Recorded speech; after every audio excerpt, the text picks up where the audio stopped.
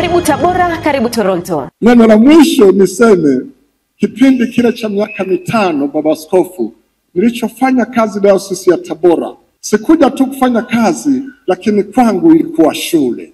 Kuna mambo machache niliyoondoka nayo huku nikaenda nayo kule kwetu, yalilifanya kanisa likimbie mara 2 kuliko lilivyokuwa. La kwanza ilikuwa ni huu utaratibu mnaotoa kwa bahasha. Sisi kule tulikuwa bado. Nilipoutambulisha kule kwenye sinodi tukaanza, waumini walitoa sadaka kuliko kawaida. La pili ni zaka. Kule kwetu hakukuwa na utoaji wa zaka. Kipindi hicho tuliambiwa tulikuwa tunatoa kwa lugha inaitwa ahadi. Mtu naahidi tu kitu chochote kile kulingana na basi. Lakini zaka ina sharti lake. Unamtolea Mungu 1/10 ya mapato yako. Na jambo lingine lililowatia moja nililolitoa Tabora ni kuwategemeza watumishi. Kule waliyapokea hayo, halafu wakamtolea Mungu kuliko maelezo. Paka kanisa kuu, mimi wakati huo nikiwa dini, niache sasa, sikukuu walikuwa natoa zaidi ya milioni 50 mpaka 55 kwa sikukuu moja tu ya Christmas. Yani yote hiyo nilitoa Tabora. Lakini la mwisho lililojenga Dayosisi yetu ya Western Tanganyika nililitoa nikiwa hapa Tabora. Ni pale nilipotembelewa na watu wawili kutoka Marekani, wakatuletea mradi wa $270,000. Tulikuwa 3 ofisini, mimi na wao. Wakasema, Bishop, tumeleta msaada ili mfanye maendeleo kwenye Dayosisi yenu. Kuna memorandum of understanding sign. Kabla sija saini, nikaona angalau nipitishe macho haraka kidogo, nisije nikajifunga. Nikaona kisentensi kilichokuwa kinataja neno inclusive marriage. Sikukielewa.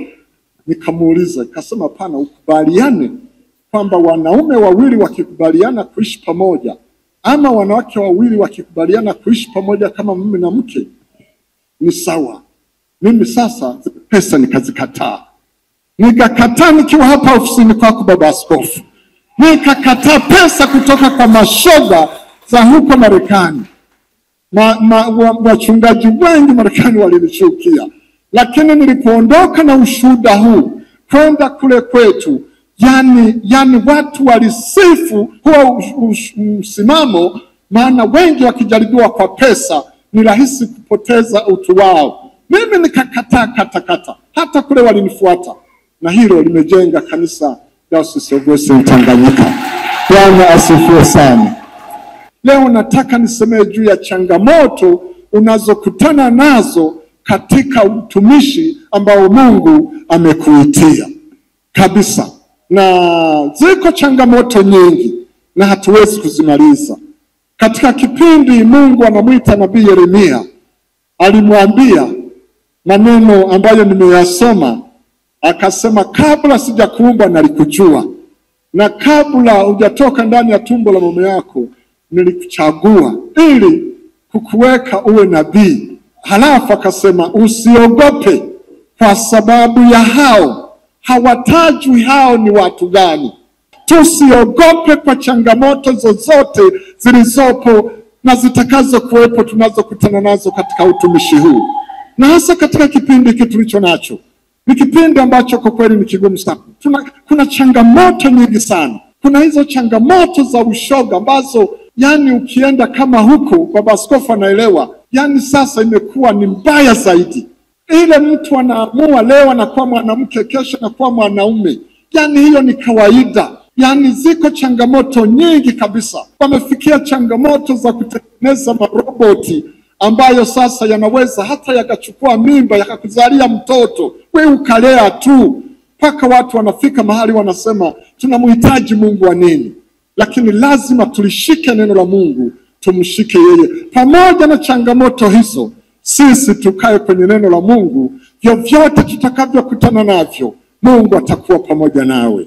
Nimaliza tu kwa mambo manne. La kwanza, tunachoweza tukasema anayechagua na kuita watumishi wake ni Mungu mwenyewe. Katika Injili ya Yohana sura ya 15 kifungu cha 16 anasema, si ninyi mlionichagua mimi, bali ni mimi niliyowachagua ninyi. Wako watu siku hizi anaamka tu anajiita mchungaji, anaamka anajiita askofu, lakini sio, hayo ni makosa.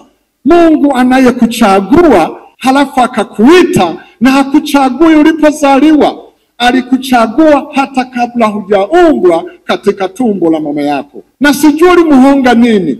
Mimi sijui Mungu alinipa nini, nilimpa nini mpaka kanichagua na kunifikisha hapa mpaka nikastaafu salama. Kwa neema ya Mungu, mimi kweli Mungu aliniita na kunichagua toka zamani. Mama alinipa jina la Sadoki, na Sadoki ni priesti, ni kuhani. Sijui kama alijua baadaye nitakuwa kuhani, sielewi. Lakini baadaye nimekwenda hata kupata nafasi ya kuwa askofu. Nimechaguliwa mara 3, zote wanipigia kura nikiwa siko kwenye eneo husika. Kama tu alivyosema Baba Askofu Makaya, kazi ya kuhudumia jamii kiroho na kimwili sio kazi nyepesi, na ukizingatia kwamba hawa watu tumewatuma vijijini kabisa, na kule vijijini kuna changamoto za ushirikina, kule vijijini kuna changamoto ya watu kutoka kujitoa na kujitolea katika mambo mbalimbali, ambapo wanahitaji kila kitu kifanywe ama na kanisa ama na serikali, wao wakijua kwamba ni kama hawana wajibu fulani. Lakini hawa watu tunawatuma huko ili wakawe chachu katika maendeleo ya jamii, wakawe chachu katika uongozi wa serikali mbalimbali za vijiji na kule watakao kwenda. Aliyoyahubiri Sadoki Makaya ni sahihi, na mimi ningesema hayo kwamba wanatakiwa wakawe chachu njema itakayoweza kuleta maendeleo katika vijiji. Kwa majina yangu naitwa Mchungaji Ana Amos Mbelema, ni mchungaji msaidizi kanisa kuu la Mtakatifu Stephen Anglican Tabora. Namshukuru Mungu kwa neema yake kwamba leo nimeingizwa katika daraja takatifu la ukasisi, ambalo kwa kweli tunatumwa na kupelekwa katika eneo ambalo na ulimwengu ambao umejaa changamoto sana, hasa kwa masuala ya ushoga, masuala mengi ya usagaji na unyanyasaji, hasa jinsia ya watoto na wanawake. Lakini namna kupambana na hayo ni neema ya Mungu tu, kwamba kwa neema ya Mungu, kwa njia ya kuelimisha watu uzuri na uthamani wa uumbaji wa Mungu kwa kila mwanadamu na nafasi ambayo Mungu amempa kila mmoja kwa nafasi yake, basi amheshimu Mungu na kuitumia nafasi hiyo kwa usahihi. Mfano, Mungu ameumba mtu mume na mtu mke.